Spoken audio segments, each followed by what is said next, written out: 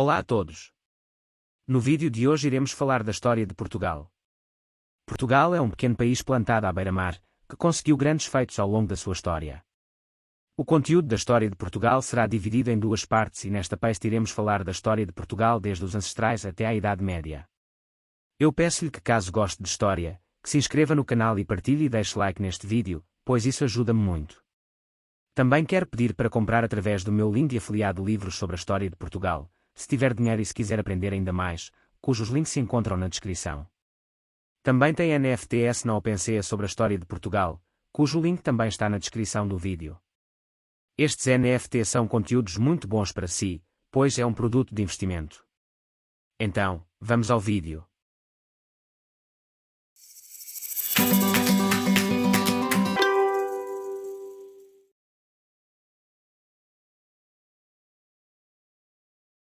Quando falamos da história de Portugal, não é só quando D. Afonso Henriques assinou o Tratado de Zamora, pois há muitos acontecimentos anteriores a este. A história de Portugal começa há 500 mil anos onde vindos de África, numa época onde havia muito mais gelo e era muito mais fácil de atravessar os continentes, chegam os primeiros hominídeos.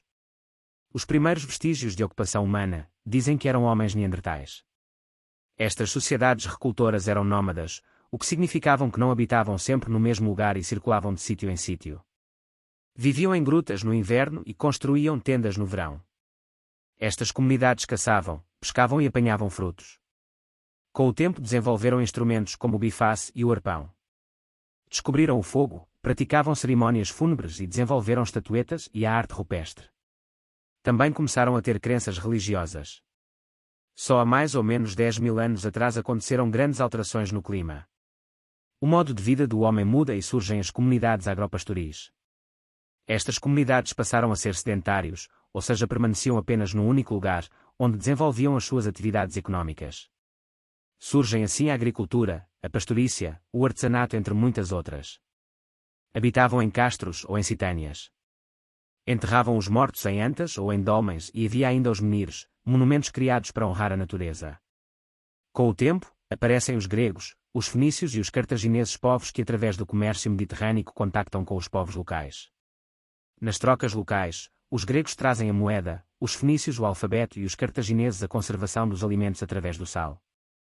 Há cerca de 3 mil anos atrás chegam da Europa Central os celtas que se fixam no norte e centro da península. Já os iberos fixaram-se no sul. Os celtas eram um povo mais desenvolvido que os iberos, pois já cremavam mortos e trabalhavam com metais como o ferro, entre outros. Com o tempo estes povos juntam-se, dando origem aos celtiberos.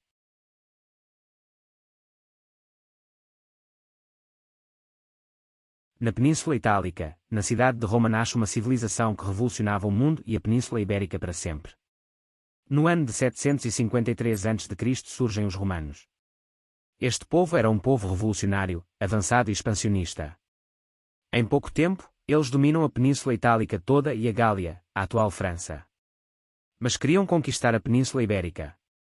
Então no ano de 218 a.C. começa a conquista romana sobre a Península Ibérica. Houve povos, como os povos do sul, que não ofereceram resistência aos romanos, mas houve uma tribo, chamada de lusitanos, que ofereceram resistência. Os lusitanos eram uma tribo dos celtiberos que habitavam entre as regiões do Minho e do Tejo, mais ou menos no atual território de Portugal.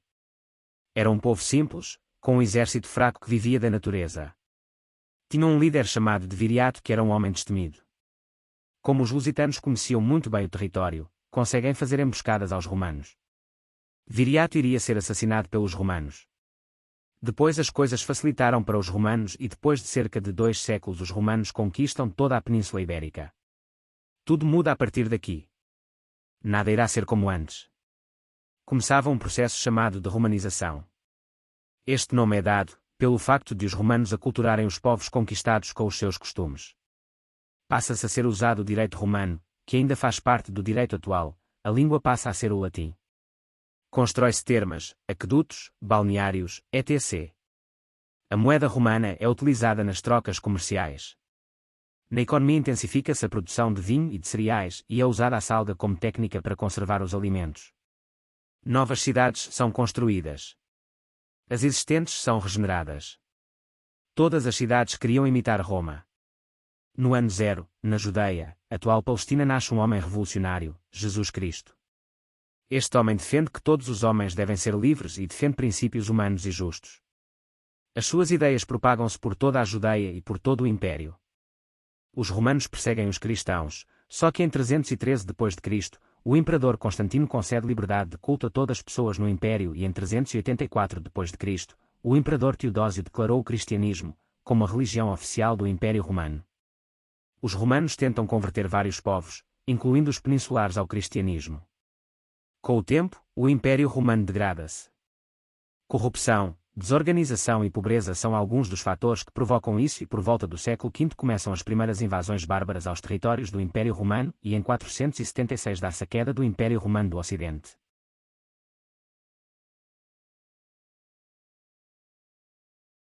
Na Europa Central há vários povos que se infiltram no Império Romano para cobiçarem as suas riquezas.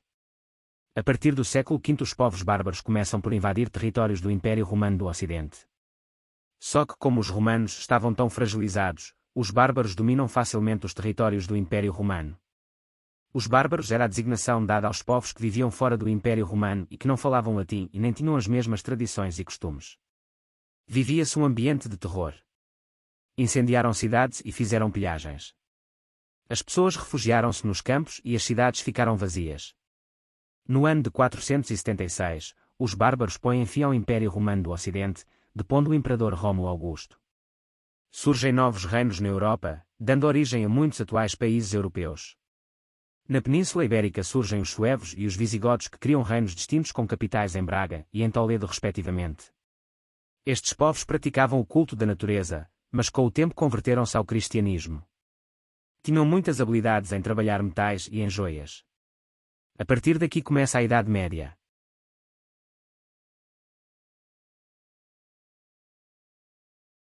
Por volta de 571, na cidade de Meca, na Península Arábica nasce Maomé. Filho de pais pobres que eram guiadores de caravanas, ele também seguiu esse caminho. Mais tarde, ele começou a pregar uma nova religião, o islamismo. Essa nova religião defendia princípios que não agradaram aos mercadores de Meca, tendo sido perseguido e refugiado em Medina. Esta religião ganhou muitos seguidores, sendo a segunda maior religião do mundo, atrás apenas do cristianismo. Os muçulmanos organizam-se e criam uma civilização que se quer expandir. Em 711, os muçulmanos atravessam o Estreito de Gibraltar e chegam à Península Ibérica. Conseguiram dominar os visigodos e quase todas as regiões da Península Ibérica, com exceção das Astúrias, onde se refugiaram os visigodos que estavam contra os muçulmanos. Nem todas as batalhas foram violentas. Também houve acordos de paz e até houve um ambiente de tolerância religiosa e cultural. Para além da religião, os muçulmanos trouxeram-nos a nora, a picota, os números como os conhecemos hoje e diversas culturas como as da laranja e a do limão. Trouxeram palavras como algarve e almoço. Mas também houve confrontos violentos, tendo sido incendiadas igrejas dos cristãos. As principais cidades eram Mértola, Córdoba e Granada. Também trouxeram conhecimentos na área da arquitetura e da gastronomia. Mas os visigodos refugiados nas Astúrias não estavam nada satisfeitos. Organizam-se e em 718 começa o processo designado por Reconquista Cristã. Em 722, com a vitória de Covadonga forma-se o Reino das Astúrias. As conquistas continuam com avanços e recuos, conquistam várias regiões e chegam a formar o Reino de Leão, de Castela e de Aragão. Certa altura, o rei Dom Afonso VI de Leão chama vários cavaleiros de França para combaterem os mouros. Entre eles destacam-se dois, de Henrique e de Raimundo. A de Raimundo como recompensa ofereceu-lhe o condado da Galiza e a sua filha de Urraca como esposa. Já a de Henrique foi-lhe oferecido o condado portucalense, o futuro reino de Portugal, e a de Teresa como esposa. De Henrique tinha dois objetivos: expandir o condado portucalense para sul, lutando contra os mouros e tornar o condado independente. Só que morreu sem conseguir esses dois objetivos. De Afonso Henriques, seu filho, foi-lhe confiada a educação ao seu aio Egas Muniz, que lhe educou com os princípios do pai. Só que a sua mãe, de Teresa, não tinha as mesmas ambições e queria que o condado não se tornasse independente. Ambos lutaram em 1128 e em São Mamede, perto de Guimarães, vence o filho e passa a governar o condado. De Teresa é expulsa do condado. Em 1139 ocorre a Batalha de Ourique, onde reza a lenda que de Afonso Henriques, com o apoio de Deus, derrota 9 reis mouros, apesar da sua inferioridade numérica. O rei teve muitos conflitos com o seu primo Dom Afonso VII, rei de Leão, mas em 1143 é assinado o Tratado de Zamora que daria a independência do condado e passa a designar-se por Reino de Portugal. O monarca conquistou várias terras aos mouros, como Leiria, Santarém, Lisboa e chega até Alcácer do Sal, no Alentejo. Mas só em 1179, o Papa Alexandre III concede a Bula Manifestis Probatum que assume Portugal oficialmente como reino. D. Afonso Henriques morre em 1185, sucedendo-lhe como rei o filho Dom Sancho I. Era caso com D. Mafalda de Saboia.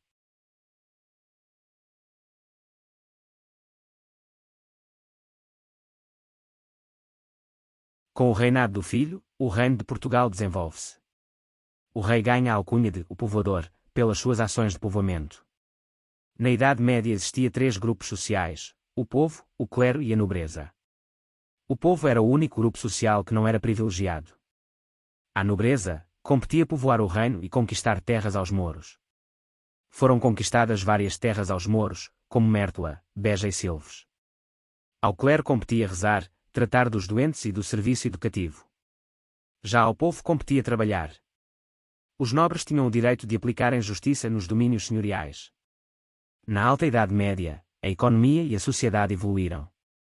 O rei de Diniz era um rei muito culto, que fez muito pelo reino.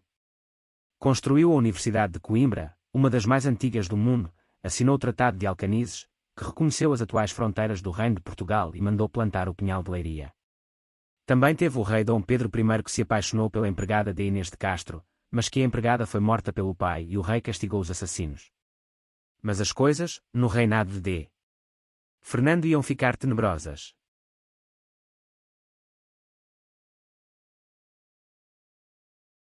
O século XIV foi um período que não foi fácil, tanto para Portugal, como para os outros países europeus.